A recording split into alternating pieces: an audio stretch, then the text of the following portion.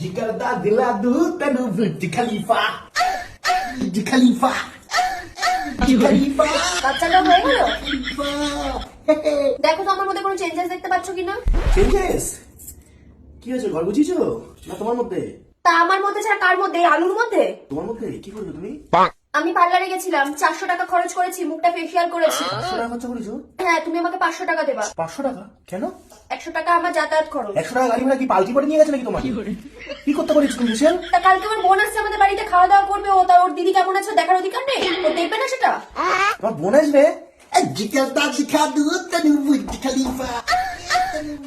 কালকে ওকে আমরা আইব্রো ভাত খাওয়াবো। আইবুড়ো ভাত খাওয়াবে না?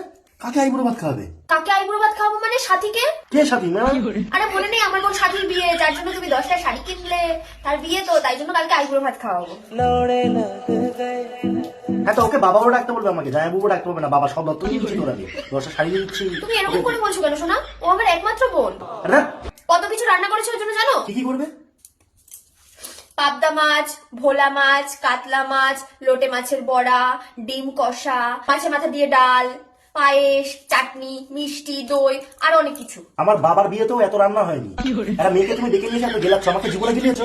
এত টাকা কোথা পেয়েছো? কেন, তোমার কাছ থেকে নিয়েছি তো। আমার কি টাকা ঝাড় হয়েছে নাকি? তো বিরিয়ানিটা কি করতে আনতে বলে ঢুকলে?